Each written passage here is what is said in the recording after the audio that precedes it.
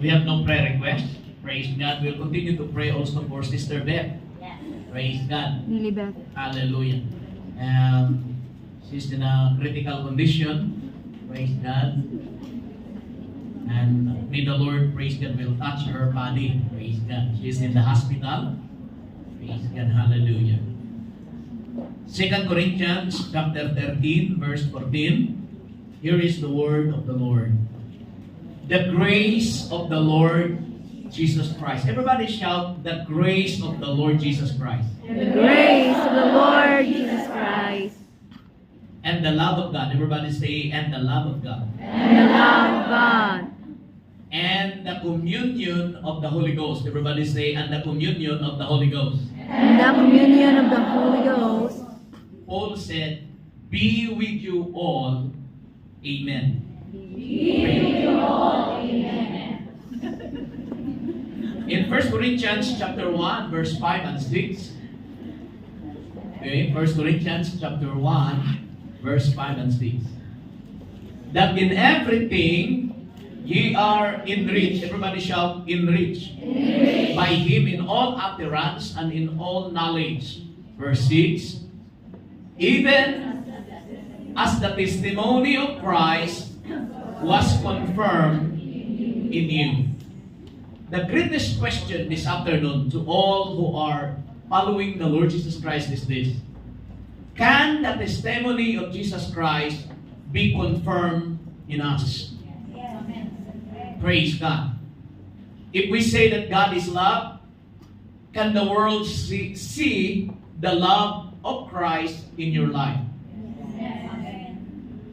Everybody shout amen. Amen. The testimony of Christ was confirmed in you. Paul was writing to the Corinthian church. Hallelujah. I will bring to you, if we go back to Master Training in 2 Corinthians chapter 13, verse 14, there are three things that I'm going to share to you this afternoon, but I will focus on the last one. The grace of the Lord Jesus, look at the screen, and the love of God, and the communion of the Holy Ghost be with you all. So, this is a writings of Apostle Paul to the Corinthian believers, that it's not only the grace of Jesus Christ that will work in our life. It's not only the love of God, but also the communion of the Holy Ghost. So these three must be all in all with us as we walk in this world today. Amen. Praise God. So I will choose the last one, praise God, entitled The Communion of the Holy Ghost.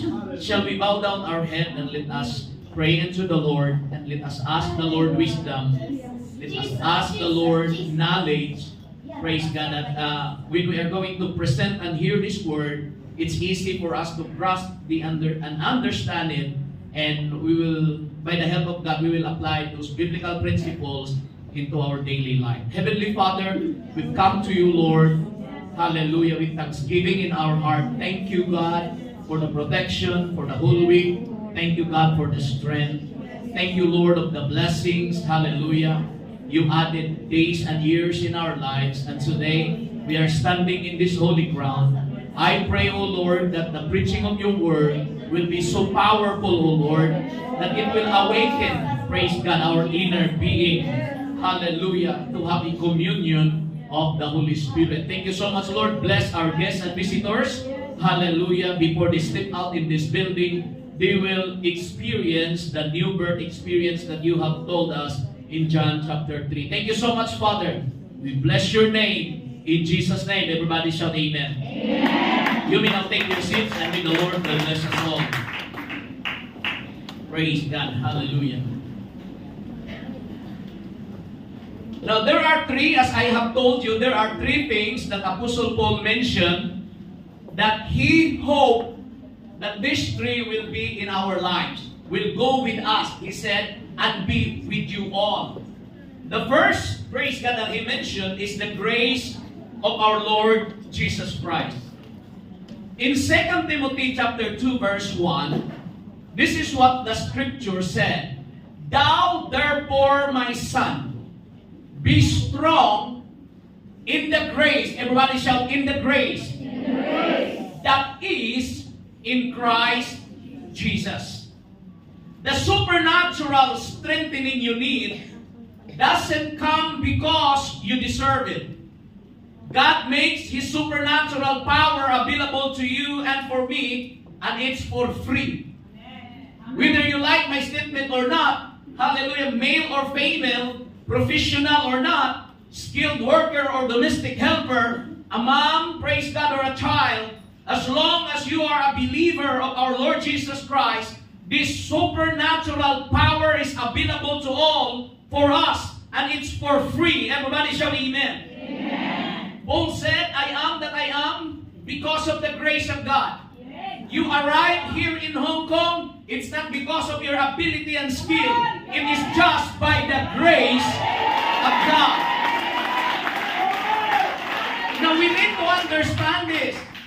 Praise God, hallelujah. If you have trials and troubles in life, if you have confusion, hallelujah, you need the extra supernatural power, and it's available and free. Everybody shout amen. Amen. The praise in the grace. Look at the scripture. Thou therefore, my son, be strong in the grace that is in Christ Jesus. Do not try to be strong, hallelujah, by the power of your savings. Do not try, praise God, to assert strength, hallelujah, just because you have a lot of assets in the Philippines. Everybody shout amen. Amen. But be strong, hallelujah, in the grace that is in Christ Jesus. So the praise in the grace that you can look at on the screen is very important, because it could be translated this way: be strong by means of, hallelujah, the grace that is in Christ Jesus. God's grace makes this strength available to every Christian believer. This is good news. Everybody shout amen. Amen. God's grace never runs dry. God's grace never runs out. His power is available to anyone. I said, His power is available to anyone who releases her faith to receive it. And because it's available by grace, it's for free, and a person doesn't have to feel worthy to receive it. If you come to the church with a lot, praise God, of questions, and sometimes you feel guilty of the things that you have done, hallelujah, I said to you this afternoon, a person doesn't have to feel worthy to receive the power, because whether you are weak or you are strong, as long as you depend on the grace that is in Christ Jesus, you will experience this supernatural power.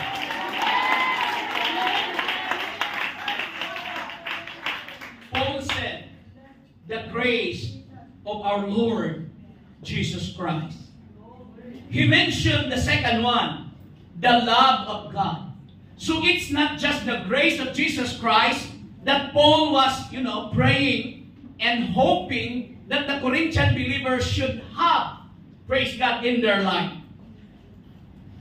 Are you following me? Yes. He said, I also hope that the love of God will also go with you. Yes. The love of God. Hallelujah. In John chapter 5, verse 40 to 42. Hallelujah. This context in the scripture is a story about the Pharisees listening Jesus Christ.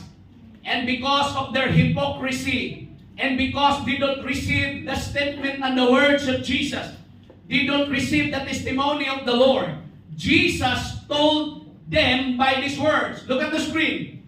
And ye will not come to me, that ye might have life. He was challenging the Pharisees. Why you don't come to me so that you will have life? Praise God. But the Pharisees were, they were unbelievers. They were hard-headed. Jesus was challenging them. Why not come to me? Come to me and I will give you life. Yes. But they don't believe and they criticize the Lord. Verse 41, look at the scripture. I receive not honor from men.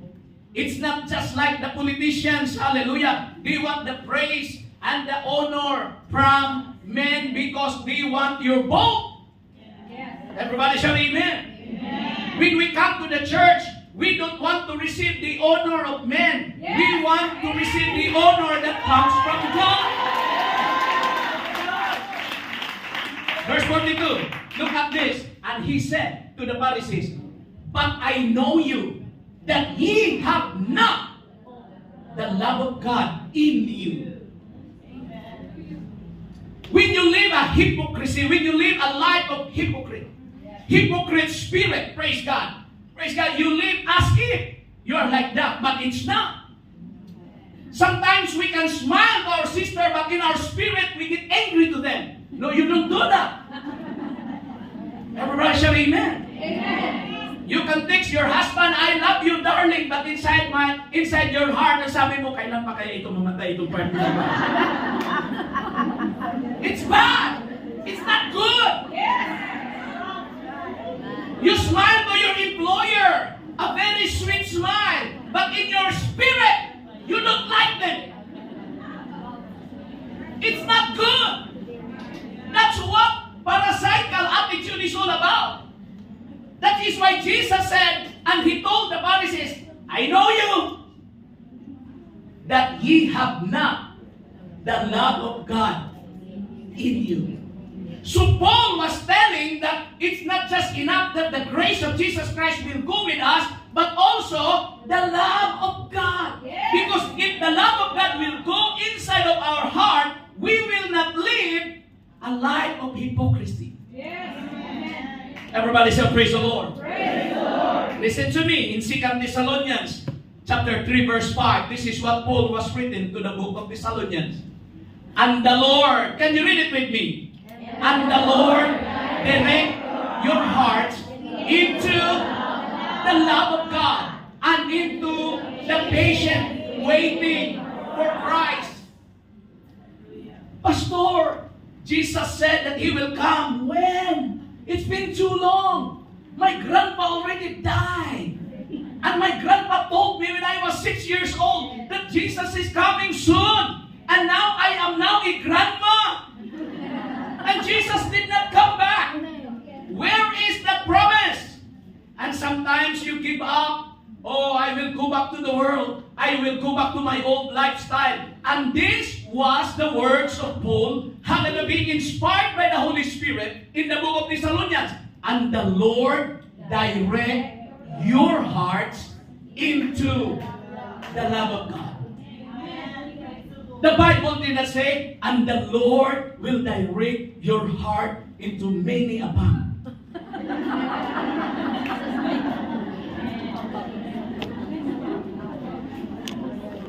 The scripture did not say, and the Lord will direct your heart to materialism, no? The Lord will direct your heart to eating carnality, no? The scripture said, and the Lord direct your hearts into the love of God. Why? Because if the Lord will direct our hearts into His love, the scripture said, we have the ability to be patiently waiting for the coming of the Lord. Clap your hands into the Lord one more time. 1 John chapter 2 verse 5. How do I know, Pastor Plaza, that the love of God is with me, walking with me? It goes to the market, it goes to the school. Because that is what the prayer of Paul, the grace of Jesus Christ, the love of God, and the communion of the Holy Spirit will be you. Will be with you all. So itong tatlo dapat present yan. But whoso keepeth His word? Look at the screen, read if you're not sleeping. But whoso keepeth His word, in him verily is the love of God perfected. Hereby know we that we are in Him. Malalaman natin na kay Kristo tayo pag atin pong, hallelujah, sinusunod ang salita niya. Dahil sa pagsunod ng salita niya, na perfect po ang love of God na nasa loob. So in order that the love of God will be perfected inside of us, is to obey, to keep His word. If the scripture said that you need to forgive somebody, forgive, or else you will lose the perfection of the love of God. If the Bible said you need to keep humble, be humble. Huwag mahangin. Humble. Everybody say, praise the Lord. If the scripture said that you need to tell the truth, then tell the truth. Because the moment, hallelujah, you disobey the word, the perfection of the love of God is very impossible. Everybody say amen. Okay, let's look, praise God, 1 John chapter 5, verse 3. How John described the love of God? Okay, this is the perfect definition. For this is the love of God. What? That we keep His commandments. And His commandments are not grievous.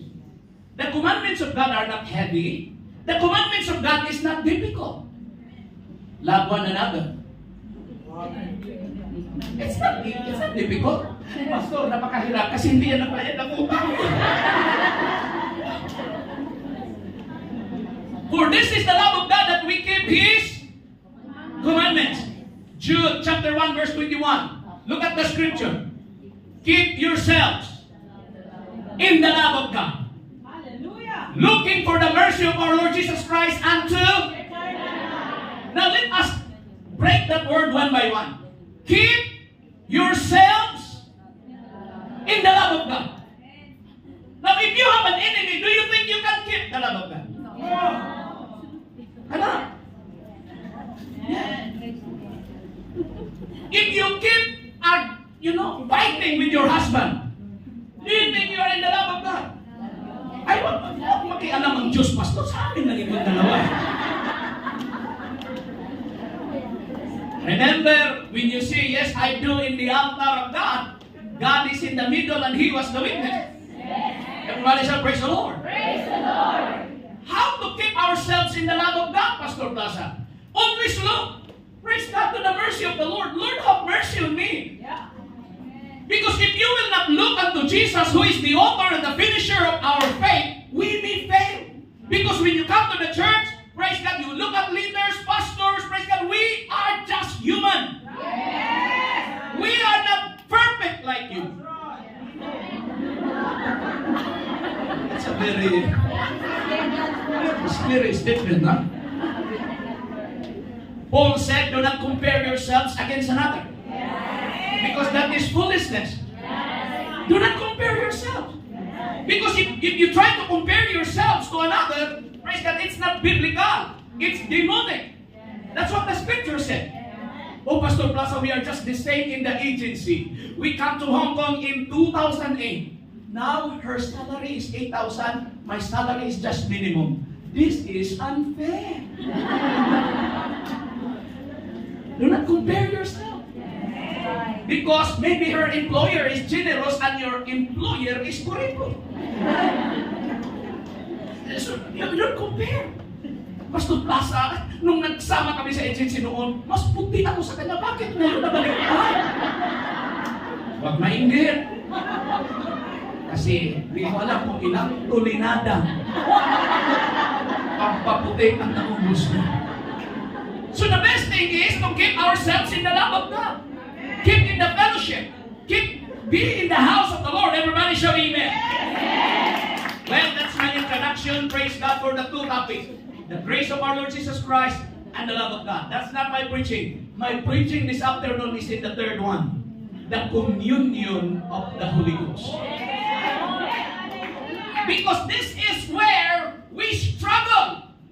Amen. The grace of God is free for all. No problem. The love of God, if you surrender, praise God, if you keep looking for the mercy of the Lord, the love of God will always go with us. That's not the problem. The problem for the Christian today is how to commune with the Holy Ghost. Everybody say amen. Okay, are you ready? The word communion, praise God. Okay, can you check the training? Communion in the Greek word is koinonia. Okay? Okay, look at the screen. Communion. Koinonia. Sabihin mo sa iyong katabi, meron tayong koinonia. Anong ibig sabihin ng koinonia?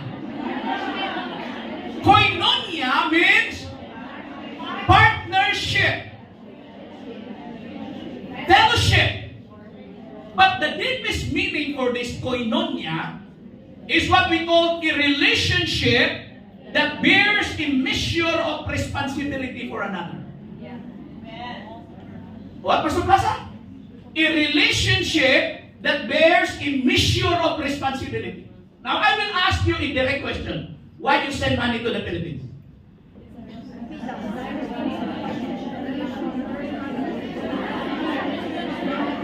Because you have a relationship with your family. May partner ka doon. Partner, isend ko sa iyo ang resibo ng Frankie. Pick upin mo mamaya, 2 o'clock. Partner, why you send your salary to the Philippines, to your children? It is because you have a relationship. Yes. Amen. If you have no relationship, how can you send money there? That's a big question mark. Nagpapadala ka kung hindi mo karelasyon. Baka na-scam ka. Everybody shout amen. You send money to your parents because you have relationship. But here's the trouble. If communion is partnership, if one partner is irresponsible,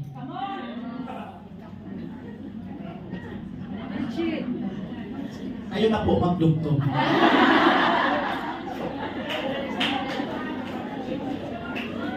Communion of the Holy Ghost.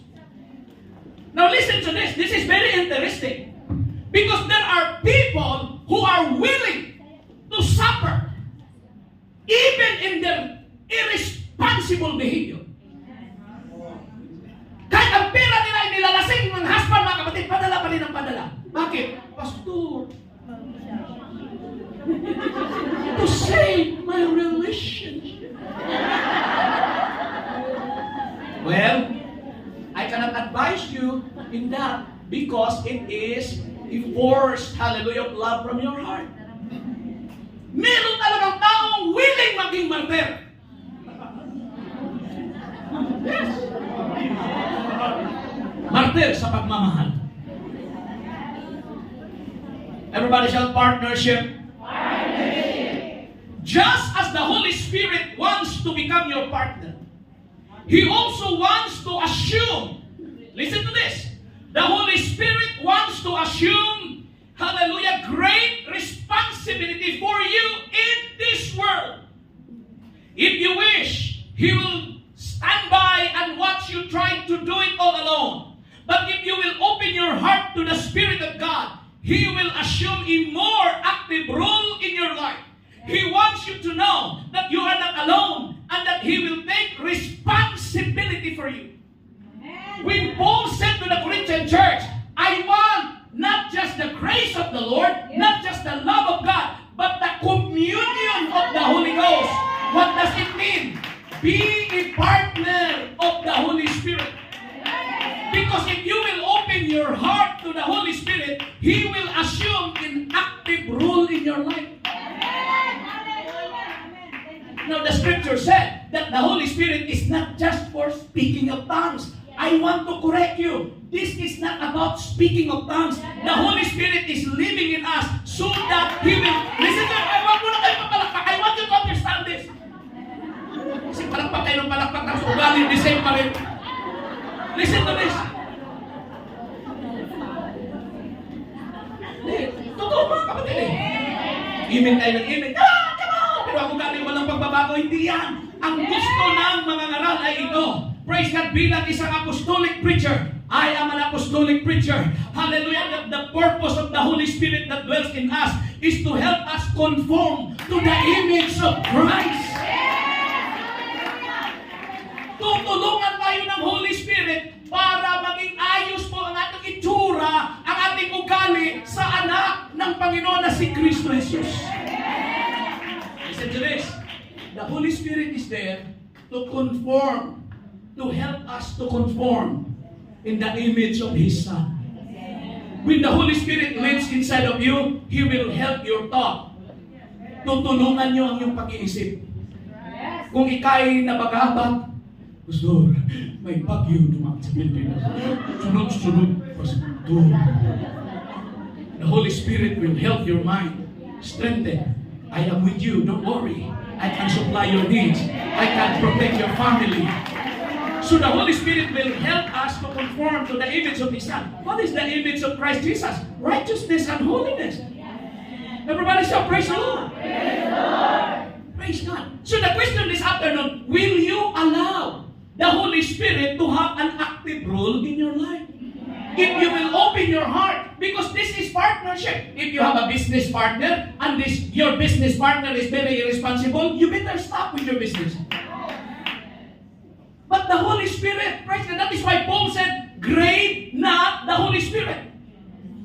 Huwag mong paiyakin ang Holy Spirit. Dahil ang Holy Spirit, hindi yan titira sa isang bahay kung palagi siyang pinapaiyak. Hallelujah. Everybody say amen. Praise the Lord. Tawag ang husband sa Pilipinas, Day, asa ka na, Day? Where are you?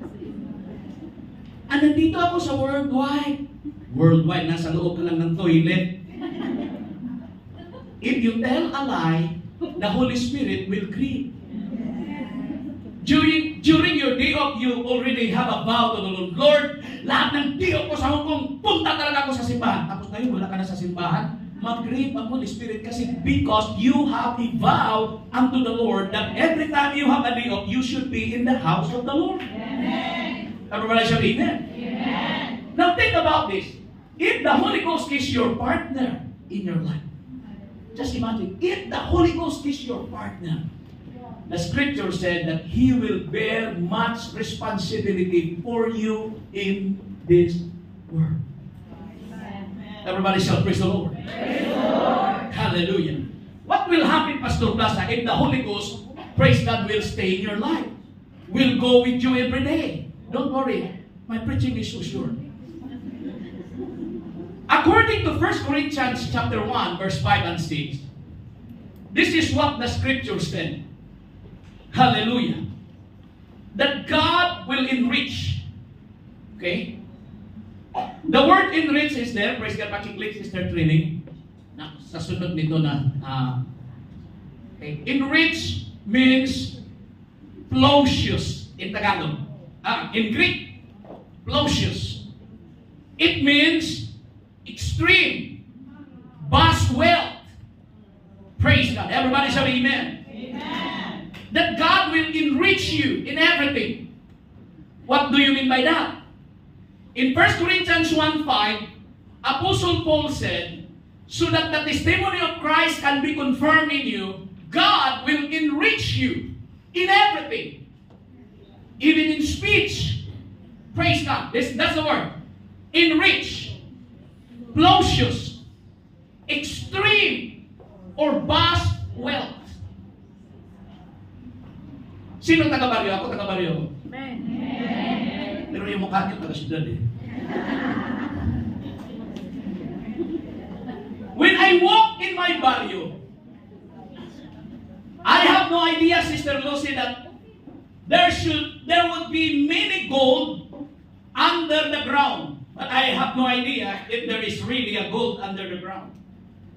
When I walk above the ground, praise God, I have no idea that there are many minerals that are so very valuable under the ground. But even if I know that I know that there is a gold under the ground, but if the ground is not mine, I cannot easily dig the gold. Yes.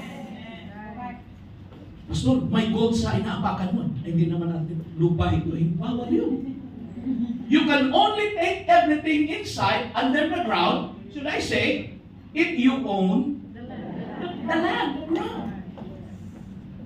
Maybe some of you are, praise God, walking in your barrio, that there are Yamasita treasures under the ground. You have no idea, maybe. You're walking, just walking.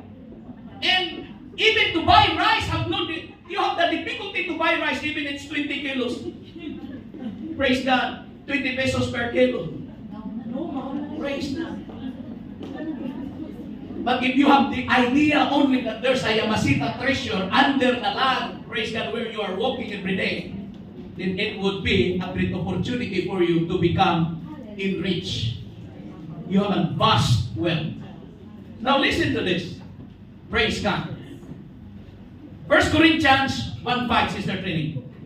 1 Corinthians 1:5. I think it's above of the hallelujah line.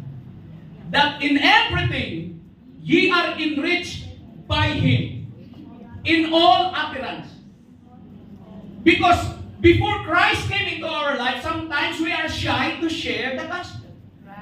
But now that the Holy Spirit is now living in us, you become so bold to declare the goodness and even the message of the gospel. So God has enriched you in all utterance. And God has enriched you in all knowledge.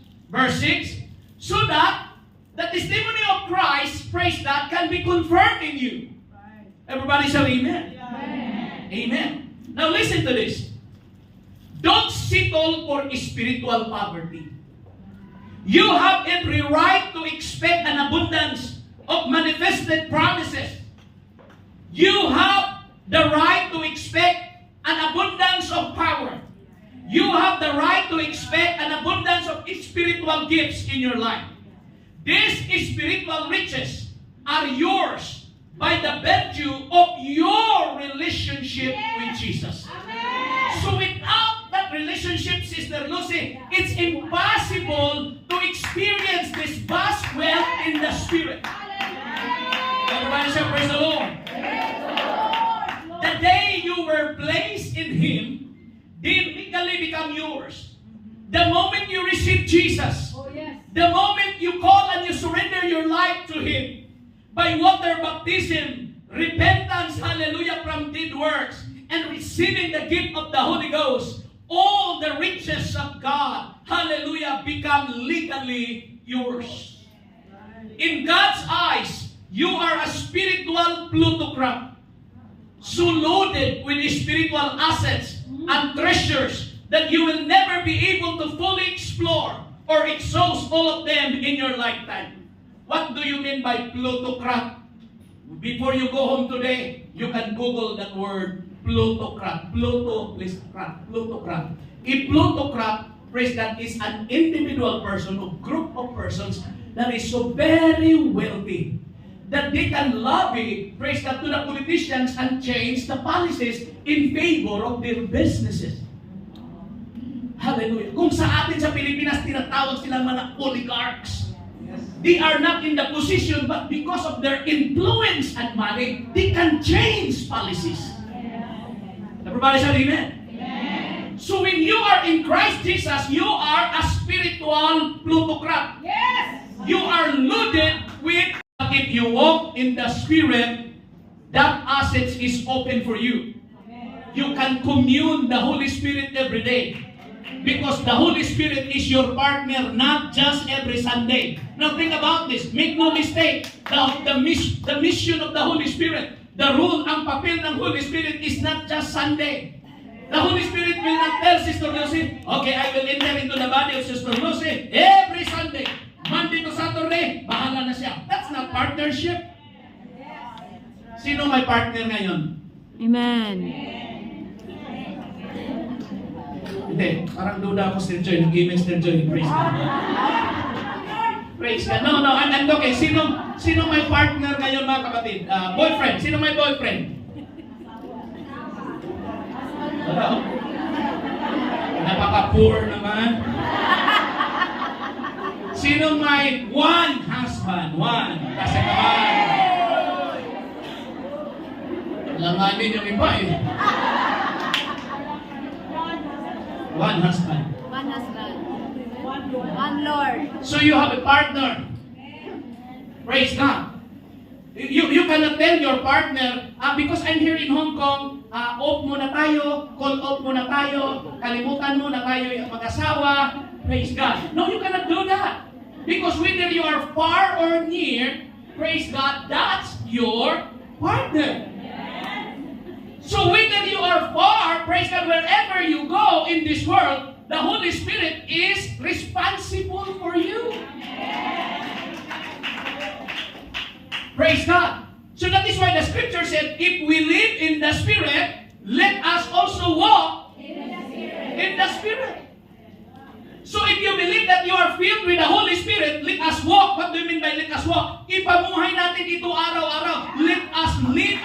of this Holy Communion of the Holy Spirit every day.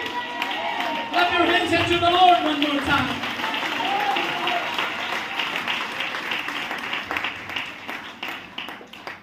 So this is what Apostle Paul told the Corinthian church. I want the grace of the Lord Jesus Christ be with you. I want the love of God be with you. But above all, this is what he said, the communion of the Holy Ghost. Hallelujah. This is the most important thing. Oh, yes. This is the most important thing. Why? We have a spiritual battle. Yeah. Our enemy cannot be seen. Yes. Our enemy is not flesh and blood. But our enemy, praise God, are spiritual darkness, spiritual powers in high places. And we need to stand. Praise God. But we cannot stand without the partnership of the Holy Spirit every day. That is why one of the prophets said, hallelujah, that it's not by might, it's not by power, Oh, yes. but by the Spirit, saith the Lord of hosts. It's not by might, it's not by your physical ability, it's not by your power financially, it's not by power, it's not by your influence, it's not by your position. But the scripture said, but when the Spirit of God, hallelujah, will be with you, your life will be changed to become conformed to the image of our Lord Jesus Christ. Mababago ang iyong buhay. Ilan na ba ang tumboy na pumasok dito sa New Life na nabago? Ang dami na po. Yes. Parang alanganin kayo, mga.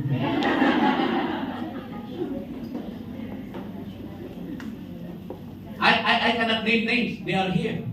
Alam nila ang kanilang sarili. The Lord has changed their life. Why? They allow the Holy Spirit to become a partner of their life. And when the Holy Spirit will come into this house, because our body is a temple of the Holy Spirit, ang Holy Spirit, Brother James, nag-check yan siya. Tingnan ko yung kisame ng bahay na ito. Tingnan ko yung mga exhaust fan. Tingnan ko yung mga aircon ng kanyang puso. Baka tumatagas ng tubig. The Holy Spirit will inspect your mind. He will listen to the way you speak. Baka puno ka ng pagmumura, sabihin ng Holy Spirit, ay hindi yan maganda, aalis ako kung hindi mo baguhin ang iyong pananalita. The Holy Spirit knows our attitude. The Holy Spirit knows, praise God, our temperament. Because if you allow the Holy Ghost, siya na pong bahala. Ang gagawin natin, i-open natin ang ating puso. Here's my life, Lord. Walk in me. Change me. Check me. Examine me. I want to be like you, Lord. Gusto ko na sa pagbalik mo, Panginoon, I want to be with you forever. And the Holy Spirit will guide you. Keep my commandments. Obey my word. Let the love of God will go with you. And the grace of Jesus Christ. But above all, since the Holy Ghost is Jesus present, you need to communicate. You know that you can receive the Holy Ghost while you are in the tram? You can speak in tongues while you are washing your dishes. Everywhere. It's not just inside the church. And that is the communion, partnership. And when the Holy Ghost becomes your partner, He is very responsible. There is a measure of responsibility that He is going to bear. Pag ikay umiiyak, broken-hearted ka, praise God, iiyak din ang Holy Ghost. Samahan ka niya. Oh, kaya wag mo paiyakin ang Holy Ghost, kaya wag ka na umiyak. If you are sad, the Spirit will be sad also. If you rejoice, the Spirit will rejoice. Because that is the present. Relasyon yan eh, di ba? Pag masaya ako, masaya Sister Ping, masaya kami dalawa. Praise God. Pero kung ako lang ang masaya, siya hindi, something wrong. Kailangan may isitol, mga kapatid. Bakit hindi ka masaya? Praise God. Sabi niya, mga kapatid, text niya, Pam, pag-uwi mo nga, gusto ko yung bubble tea. Bubble tea. Sabi ko, bakit yung bubble tea? Ang daming sugar, matas ng sugar mo. Pag-uwi ko, mga kapatid, kung hindi bubble tea, hindi siya masaya.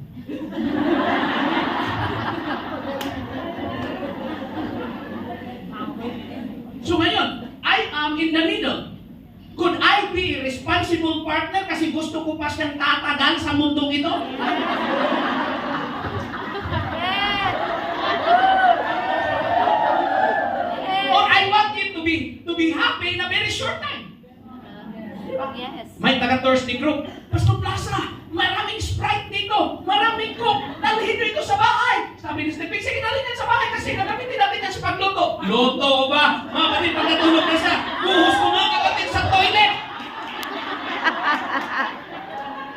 Luto. Why? I am a responsible partner. Yes. Bang, back down.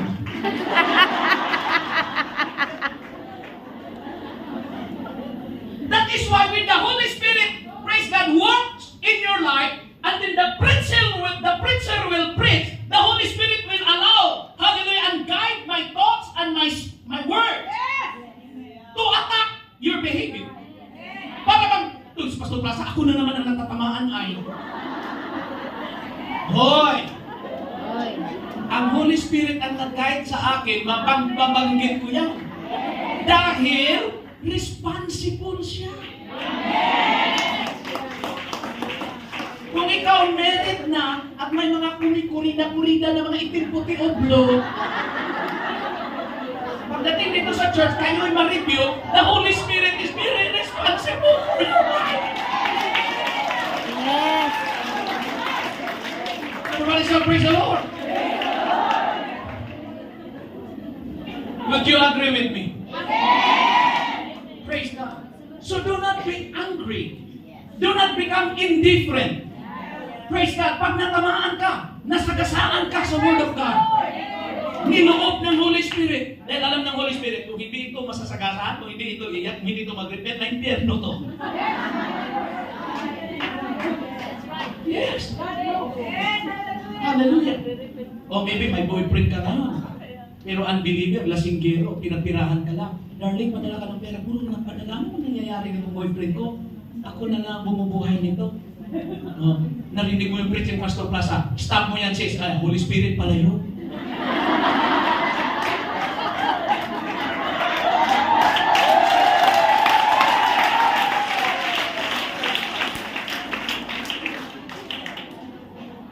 That is why when you come into the church is like an emergency, praise God, in the hospital. In the church, in the emergency room, you can hear all the aray and all the cry and all the shout. Because that's an emergency department. In the church, praise God, when we come into the altar, you can hear a lot of crying and Lord forgive me and shouting, Lord have mercy on me. Hallelujah. Why? The Holy Spirit is operating your spirit. May tinatanggal ang Espiritu. Hallelujah sa buhay mo. Shall we stand together? Listen to me, praise God. Because usually our problem is this. Pag tumatayo na tayo, maraming papasok sa toilet. Walang papasok sa toilet, mga kapatid, at this time. Listen to this. If we allow the Holy Spirit to be a partner in this life, He is very responsible for you in this world. That is what Jesus said, I will be with you until the end of time. I will not leave you. I will not forsake you. Hallelujah. Yung mga first 3 lines lang siguro, mga kapatid, ang ating tanggalin, ano? Praise God. Yung mga first 3 lines lang po. The purpose of this, hallelujah, so that we have a space. Don't give up on your mama and papa. Don't give up on your brothers and sisters. Kaya ka ng Diyos iangat. Kaya ka ng Diyos pagpapalain. Kaya ng Diyos na i-restore ang mga backslider. Jesus, hallelujah. Can we close our eyes and raise our hands like this? And let us invite the presence of the Holy Ghost. Tell Him, from this day forward, Holy Spirit, in Jesus' name, be my partner. Be my partner. What will happen if the Holy Ghost is your partner? The testimony of Jesus confirmed, sister, in your life. Listen to me. The testimony of Jesus Christ can be confirmed in your life. Hallelujah.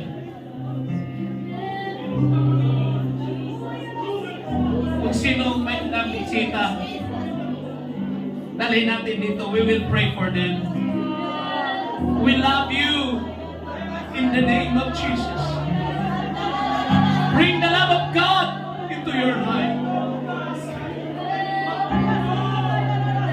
Sister Chris, sa iyong paglapit, kilala ka ng Diyos.